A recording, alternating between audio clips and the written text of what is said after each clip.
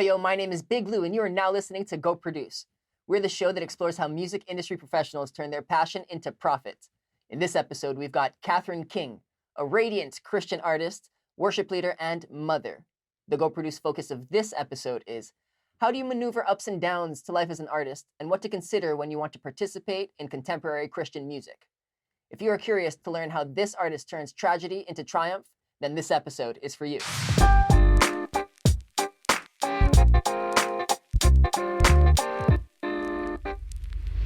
Thank you, Catherine, for being here. I want to let you know that we do appreciate your time, so why don't we just go ahead and go produce. I'm going to start off with a nice introduction so that we all know who we're dealing with today. Catherine is a recording artist. She's a worship leader. She's a mother of two. She's a true inspiration within her industry.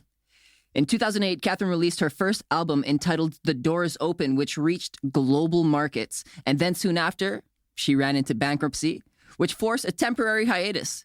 During this phase of her life, she received support through her local church as well as others, which led to her 2011 live workshop album entitled Your Kingdom Come. Catherine's most recent project called By Oil was released in 2015. Since then, she has taken time away from her professional career, but remains very active within her church and her Christian community. Please welcome Catherine King, also known as Catherine Marquis. We're all clapping. We're all clapping here for you. Thank you, Catherine. Heard it, welcome. The sound of one hand clapping. Yeah, we can fix that later on. Beauty of technology. But thank you for being here. Thank you for joining us. How you doing today? Thank you so much. Oh, it is my pleasure to be here. Just thrilled. Thanks for having me. So I want to introduce to you the first segment. The first segment today is called The Basics. Do you see that nice and clearly? The basics. So what we're doing today is running through some simple questions so that we can all get to know you a little bit better. We're going to ask some basic questions and see what we figure out. Okay? So I like to start out with this one. This is one of my personal favorites. But I want to know, what is your first musical memory? And I think if we're going back in time here, this is a perfect opportunity to use your awesome sound effect. My first musical memory. Ooh. Did not involve cool sound effects. I'm not sure it's my first one, but this is burned in my brain. I was one of those kids where piano lessons were imposed on me. Mm-hmm. I came from a line of actually women who were piano, even violin teachers, choir leaders, singers. And so it was not optional in my family. Everybody was taking piano lessons. And I can remember being subjected to a Kiwanis festival when I was just like little, and having to play a duet with my piano teacher's daughter. And I remember the name of the duet was Marching Moon Men. Okay. Yeah, burned in my mind. And so we got up there to do our thing. She was on one end of the piano. I was on the other end. We began for the adjudicators, and probably the third note of mine was bad. Lost my place, quit playing, and my partner just kept going. Yeah. So I just sat there, frozen, horrified. Through the entire, and that was, And that is seared into memory. Musical performance right there. Oof. I mean, at least it didn't deter you.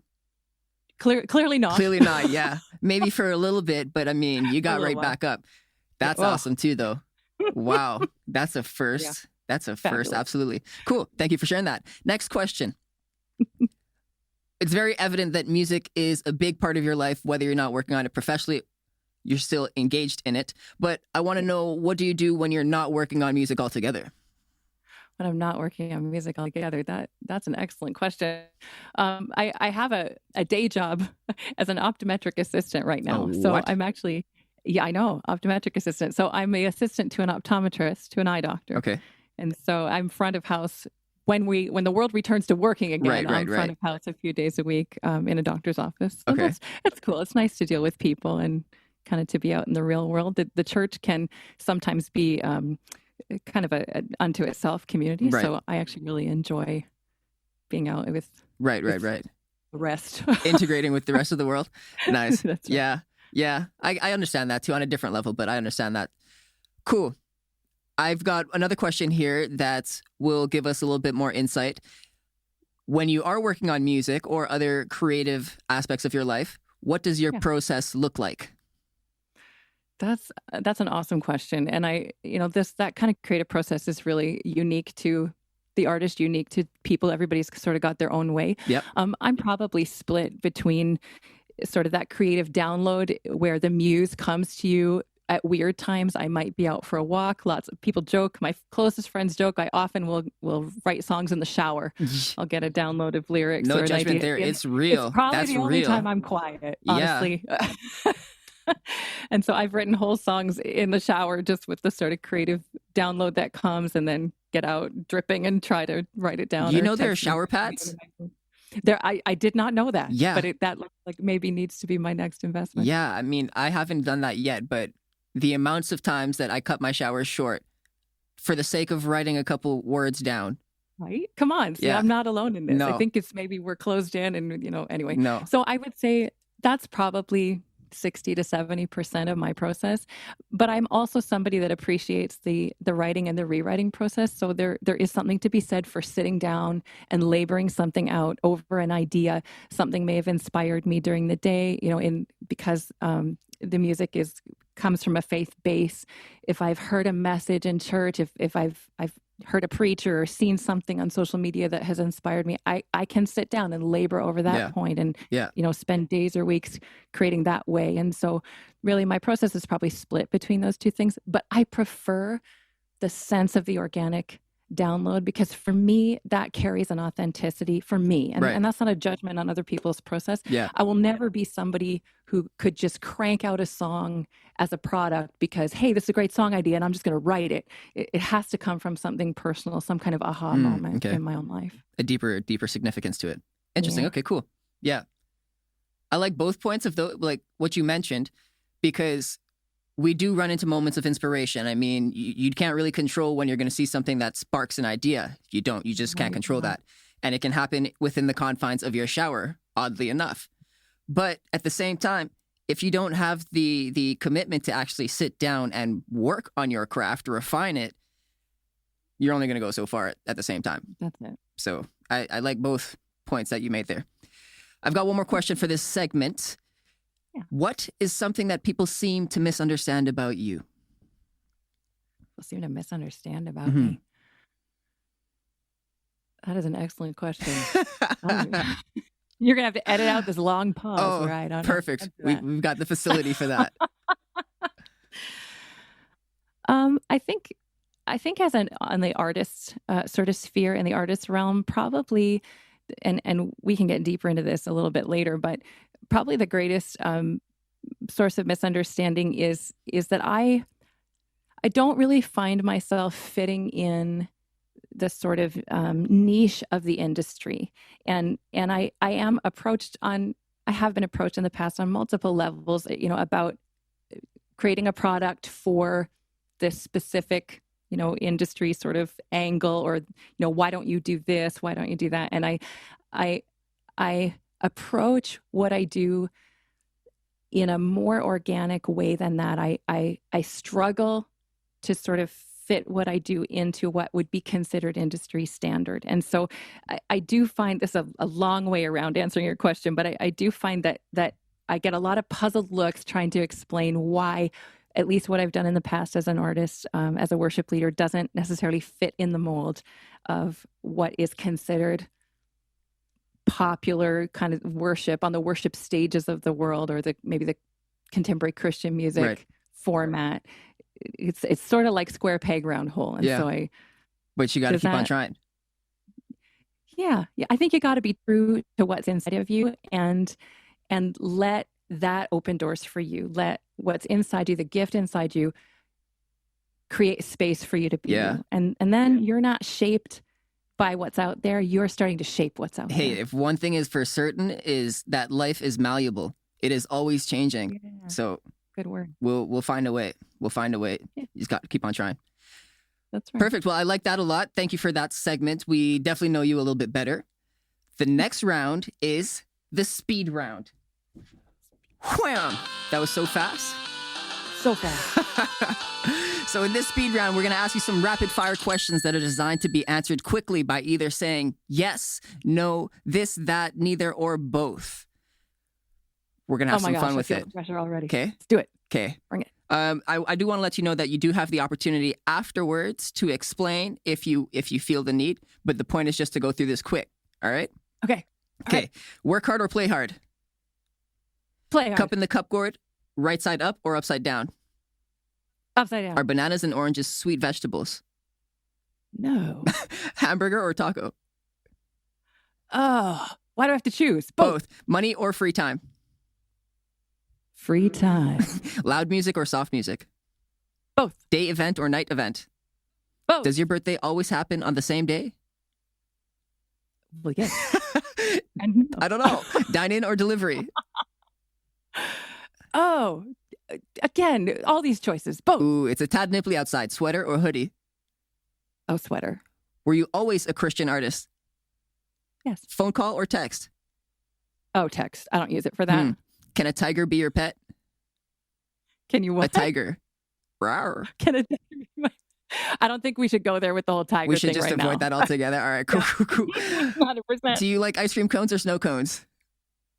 Ice cream. All right. If something is tasty, is it bad? Oh, I'm too old for that. No, it's good. Have you lost your mind due to the pandemic yet?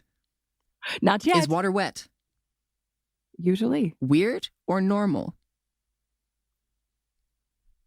I decline to answer on the grounds that it may incriminate me. I won't ask. Inside or outside? Outside. Do you want to learn another instrument? Yes. Nice. That concludes the speed round. Speed round. That was my attempt at making a fast noise.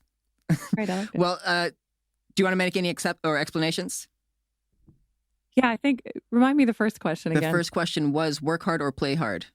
Yeah, because I answered play and then I thought, no, both. Both. It's Definitely both. You can't play too hard if you're not working hard. I mean, you're going to run out of things to play with. Both are true. I think both are required to live life to the fullest. Yeah. Some of these are just, they're like designed to really just, why are you even asking me this? Yeah. And then some like the birthday one. Does your birthday always happen on the same day? I don't know. It's kind of weird. Same date? Yes. Same day of the week? Yeah, exactly. Yes. Our next segment is designed to explore perspectives, and that is exactly what we're going to do. Next segment is called What's Yo Take? Bow, bow, bow. So we're going to provide you with up to 5 statements, topics, ideas, and we're going to ask you, boom, boom, boom, what's your take? We're going to ask you essentially that. What is your take on these different ideas? So let's move right into it. Let's do it. One does not simply protect one's Facebook privacy with a status update. What's your take, Catherine? People and their Facebook. Yeah, I think we have a wide misunderstanding of how social media works. Yeah. Yes, we do. And I think that's a big topic. Intelligence level on social media is a big topic, and I questionable if it even exists, to be honest. That is very, very true. And social media is one of those things that is a tool for good in the right hands, and can be a tool for evil in the wrong ones. And so I think we have to be careful to remember that Facebook and other social media tools are a way for people to have a window into your life, a window especially into your profession. It's a great tool for artists, great tool for people who work in the industry that we do.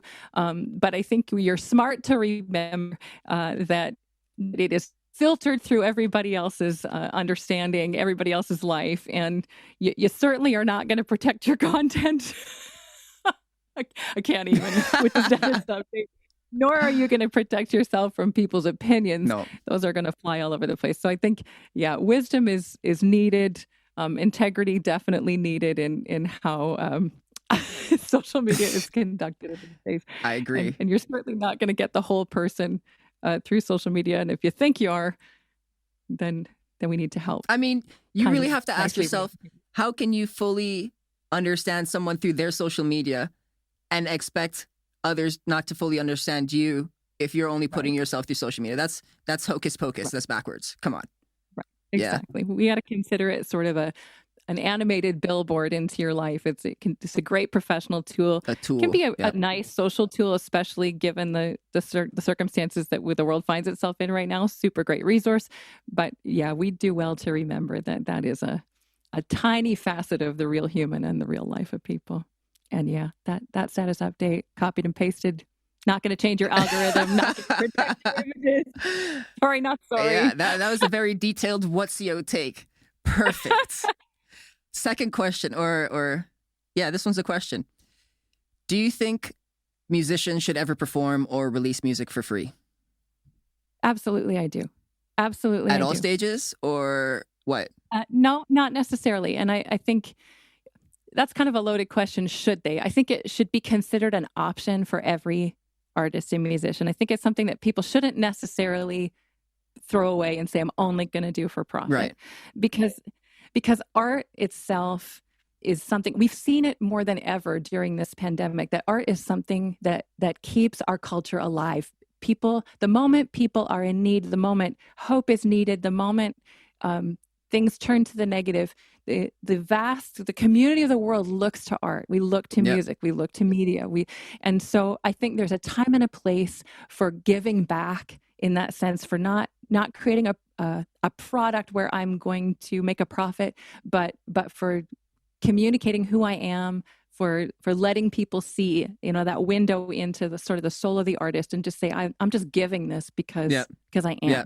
Now, that doesn't mean artists should feel taken advantage of or feel pressured that what they do doesn't carry the value, of the monetary weight. Of course, we also are looking for income streams and looking to produce art for income, but I think we need to approach it that it is, art has always been a gift to the culture, always been a gift to the world. And I think we do well to hold that in balance. Yeah, no, it's true. And then at some points, I like to think that it could possibly devalue the industry. Perhaps. But you kind of also address that because you're also giving back to the community. I mean, you got to give. Art is there to be given. And if we look around, even at what's happening right now, the whole world is shut in.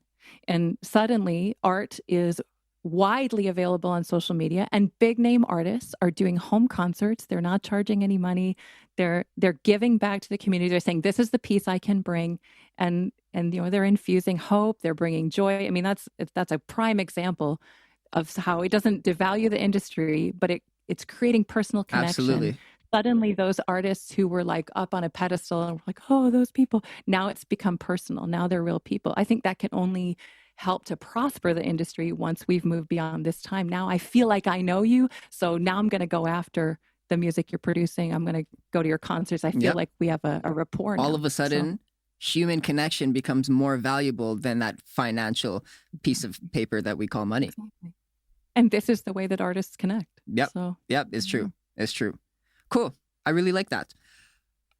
I've got another one here relating to artists making some money and then some artists making lots of money. We don't got to hate because, I mean, they worked for it essentially. But in terms of celebrity culture, do you think that celebrity culture does not affect our mental health?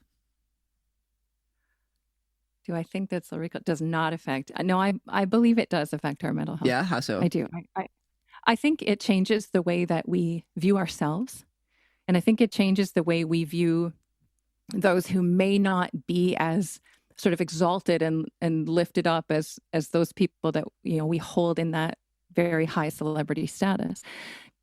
Because if we're suddenly lifting people up based on their incredible gift, or in some cases, it's not even so much about the gift as it's about their marketing ability and the team that they have around them. And let's be honest, and the money that has gone into creating a product out of a human being, or a product out of a, you fill in the blank. There's a lot of effort and dollar that goes behind creating that sort of celebrity status, that celebrity platform for people. And I think it's human nature that we create celebrity. We flock to what the culture is saying is cool. We flock to what people are like, that's amazing. And I want to get in on that too. And I think as humans, we're drawn to the beauty of great gifting as well. But we know from the industry that there are loads of people with incredible gifts that are not necessarily mainstream in the industry. Nobody's heard of them before. Their reach may be limited for a variety of reasons. There's also quite the opposite too. Right. Yes. Yes, it is. Sometimes those who are really exalted and lifted up as celebrities don't really have the strength of the gifting to carry it. And you wonder, how did that happen? But no, I in terms of it affecting mental health, I think it can really skew how the everyday person looks at themselves. And you can really start to devalue, if we buy into that culture, it starts to devalue who I am. I start to look inside, then I think I need to be like this or be like that.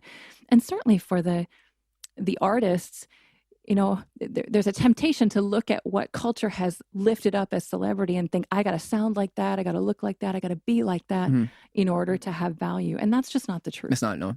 Yeah. No, cool. I like that. We got one final statement for this segment.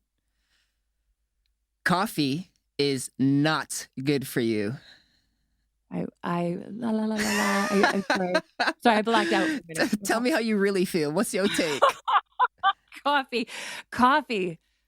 and worship. I can remember being in line at a conference once, and I was in line at the coffee shop, and worship was starting in the next room, and the lady behind me is like, "Oh my gosh, what are we going to do? Worship is starting." And I was like, "What do you mean? What are we going to do? Worship and coffee? They're the same. They're the same."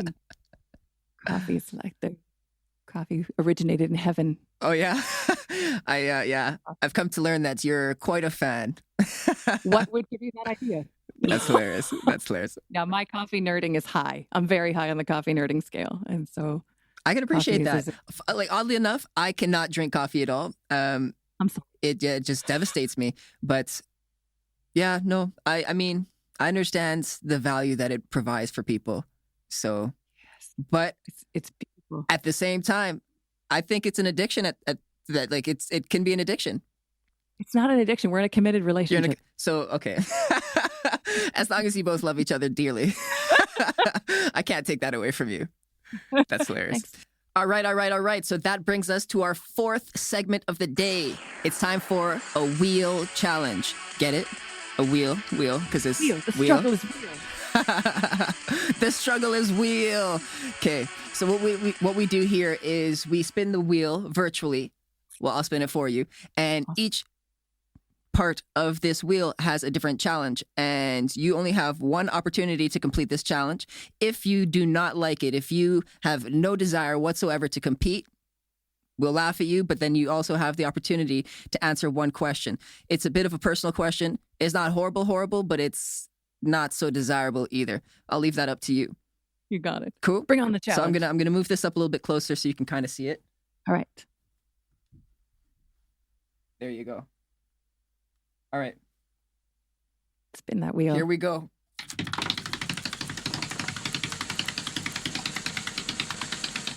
What you gonna get? What you gonna get? I think we just wrote a new hook. You can use that. Oh. All right. Okay, so we've got drawing blindfolded. Do you perchance have a piece of paper? Earth, am I going to draw blindfolded? Yes. You don't necessarily have to like cover your face as long as you close your eyes. I mean, I could take your word for it. Oh, but you are ready to go. Ready. Okay. So we've got. Gonna look at the page. I'm going to look at you. You're going to look at me? Page. Okay, cool.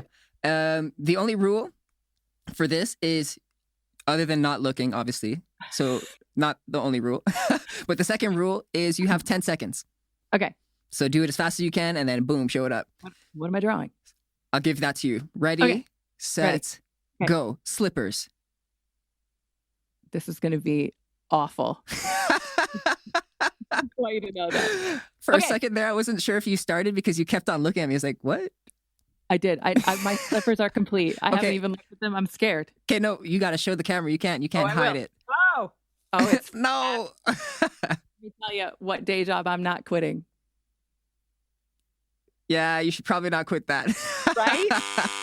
Couldn't you tell those were slippers? Let me tell you what it's like raising exclamation children. Marks. Let me tell you what it's like. Mine have survived to 18 and 20. Yeah. I know. I'm much too young looking to have 18 and 20-year-olds. That's what I was saying. Thank you. the thing about raising children is you got to look at slippers like that and be like, that's the most amazing slipper I've ever seen. That's like the whole first 10 years of their lives. So very deceitful is what you're saying. White lies. Doesn't hurt anyone. Embellish. We do what artists do and find ways to reframe the truth. Thank you. Perspective. I write songs, you know. Perspective. That's beautiful. That in itself is an art.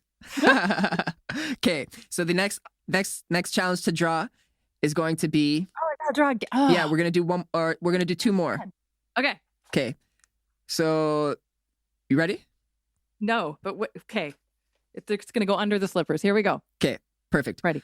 Not looking. It's gonna be on my go. 3, 2, 1, go. A candle. Your face just. Okay. What? That's Maybe like 5, 4, 3. No, I completed. I'm way under 10 seconds. You did it already? Okay, cool. Let's see it. Oh, yeah. It's better than the slippers. Ready? All right. Okay, cool. I could see that. I give that a candle. I drew a candle. Yes. Okay. So we'll say that's 1 out of 2 so far. Okay. Let's see if you could take this challenge. Okay, the last one. 3, 2, 1, go. A treble clef. You got this. Okay, I'm done. Let's see it. Right? Oh, winning. Winning? You got it. All right, cool. 2 out of 3. 2 out of 3. 2 out of 3 is not bad. You took the wheel challenge and you showed it who is boss. Wheel challenge. Great. So that brings us to our last segment. Our last segment is designed to eliminate brain fog for our listeners. Our last segment is called Clear the Air. Because it makes a whole lot of sense. What we do with this segment is that we want you to be honest about different kinds of challenges, common issues within the industry. And the point is to help these listeners become better and to avoid unnecessary hurdles along the way, because unnecessary isn't required. No. But some hurdles are. So we'll figure this out. First question I've got for you is there are a lot of criticisms when it comes to religious music and religion in general. What do you have to say to these kinds of critics? Criticisms of religious music. I have come up against 2 kinds of criticism. And so let me just sort of outline that. The first kind of criticism would be people who've not come from a faith background, that really have no connection to a faith background, or who have been hurt by a faith background. And there are those who are not interested in a narrative that includes faith at all. But I have found that even those people who fit in that category, where religion, where church, faith-based is a sore spot for them, music tends to be the place, the leveling place, the common ground, because music tends to be palatable. And so it's almost like it's okay to express faith if it's music. Through music. It's much, people have a better ability to receive that. So I almost think as a Christian artist, if you're looking to reach people who are outside of a faith background or who have been hurt by a faith background, you're actually more likely to present a message with music that is going to be palatable for that person, because you're not imposing a belief system. You're opening a door to an option. You're saying, this has been my subjective experience. You get to choose from this. Well, they're already familiar with song. Right. So it can be. Not so distant to them. Right. And when something is presented in song, you're presenting a subjective experience. So people have the option of relating to that or not. It doesn't feel like an imposition.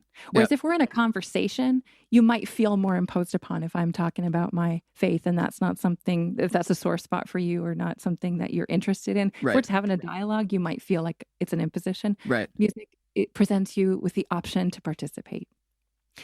That's awesome. I'm happy I asked that question. Sorry, you were saying some more? Keep it going. Listen, I always have words. Keep it going.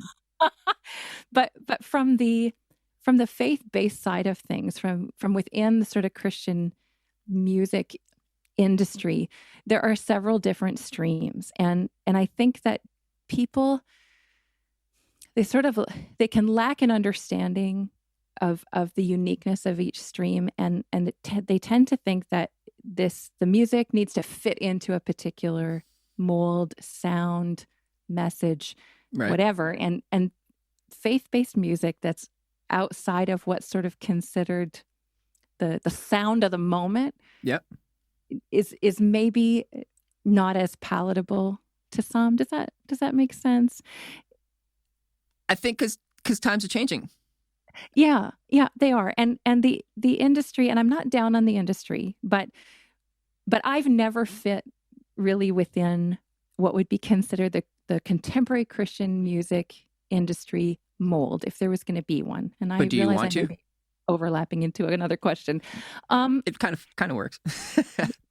Do you want? Well, you can ask your next question if you want, and I can go there later, or I can keep talking. Go ahead. It's fluid now. Okay. Editing's good. Yeah. Do I want to fit into the mold of the contemporary Christian music industry? No. If there is a mold, I don't want to feel obligated to have to fit into that. I don't want to bend myself into a preset idea. And I have hit up against that in my career. And I found out pretty early that, generally speaking, if a song doesn't fall within a 3.5 minute time frame, if it doesn't have a certain sound, personality behind the song, it's probably not going to get radio play in what would be considered the contemporary Christian music scene. Right. That being said, it's taken me a long time as an artist to get okay with that. Yeah. And a lot of self-examination. And these are the questions that other artists, young artists, up and coming, people should be asking themselves. Do I want to participate in the contemporary Christian music industry, to be an influence there, to bring my voice, to bring my sound, to bring my product? And if I do, then I probably need to take a serious look at what the requirements of that industry are. And I need to craft according to that mold. Right. Your why has to be very strong. Right. Or I need to make a decision on the front end that that's not important to me. And I'm going to be true to the sort of organic, for me, because I have come from worship leading roots. My background in terms of faith-based music is worship leading.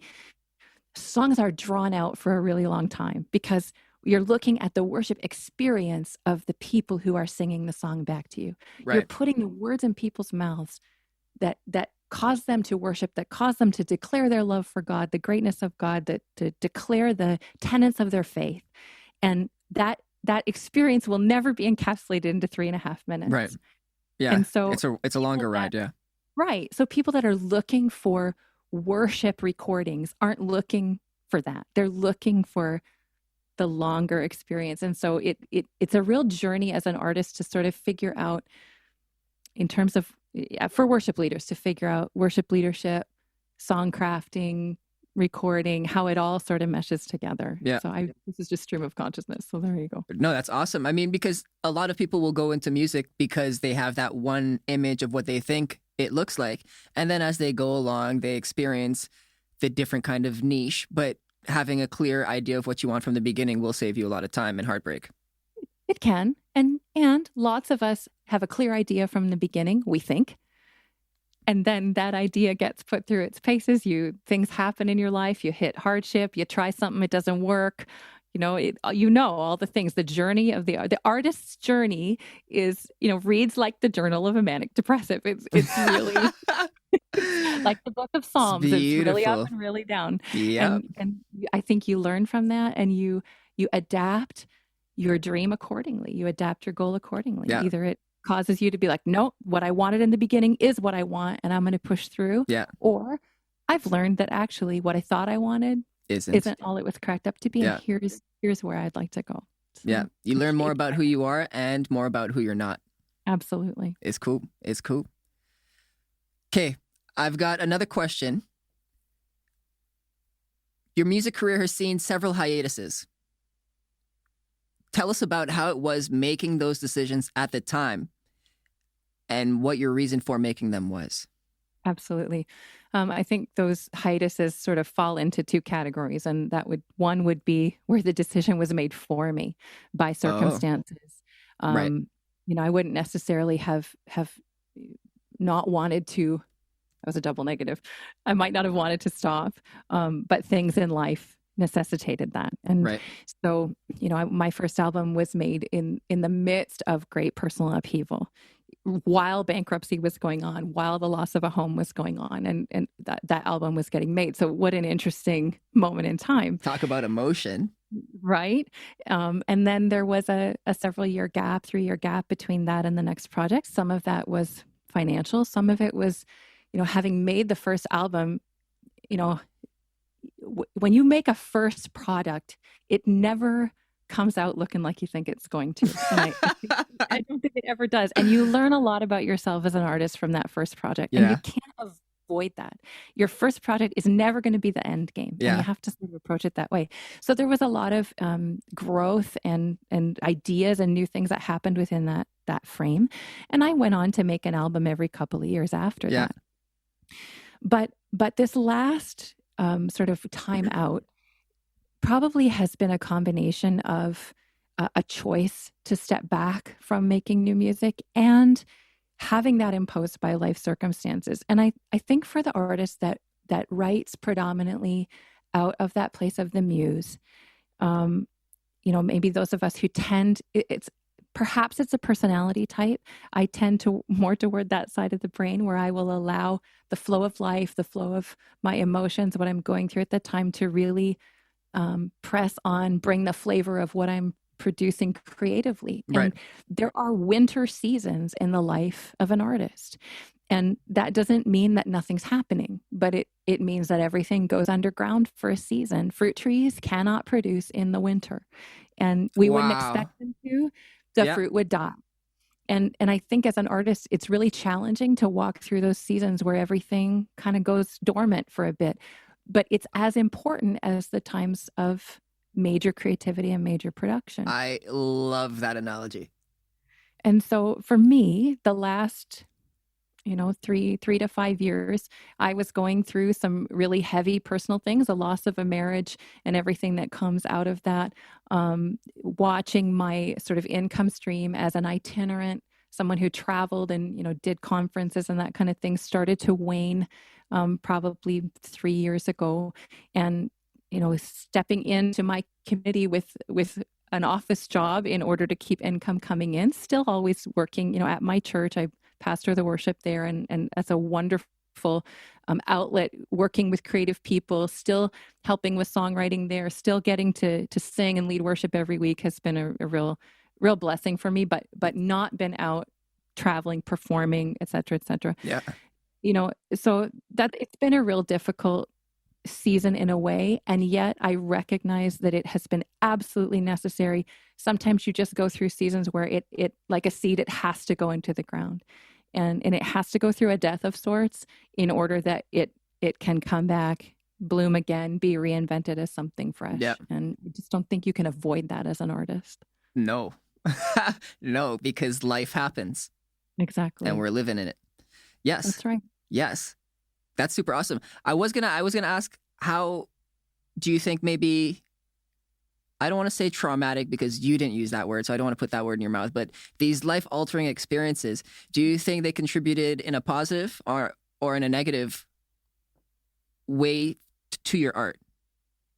That's an excellent question. And I think I'll say that they contributed in a positive way, but I think it's really important that as an artist and as a human, we look at positives and negatives as equal contributors, both to our character and to our gifts. We're really quick to think, well, that was a negative, this is a positive, except that all things work together to form character. And it really just, it depends how you walk through those different trials, those different, the difficulties in your life. Mm. And if you don't walk it well, you'll get another opportunity, guarantee. Those things are going to come around again.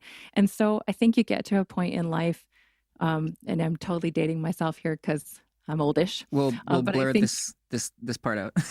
Yeah, I'm proud of it. But I think you get to a point in life where you've walked through enough loss, enough heartache, and yeah, traumatic circumstances that if you are a person of faith, you begin, those things start to fade, those circumstances start to take a backseat to who God is and what he's doing and the character that he's forming in your life and the way they cause you to get to know him better. And I can honestly tell you, I would not trade this season of difficulty for anything, for what I can see that it has produced in me, both as a person and as an artist. That's awesome. Trade it. That's awesome. You wouldn't be who you are without them. Absolutely not. That's awesome. Well, thank you. Thank you so much, Catherine. That brings us to the very end of our episode today. I want to thank our listeners for tuning in, because without you, there is no show. I want to thank the people in the back. Sound guy, grumpy sound guy, you weren't so angry today, which doesn't happen too often. But most importantly, Catherine King, thank you so much for being here. Do you have any final words? Thanks so much, Lou. Yeah, I just have so enjoyed being here. Thanks for having me. And I certainly, if our listeners are looking to get a hold of music or resources, I'm still out there under the name Catherine Marquis.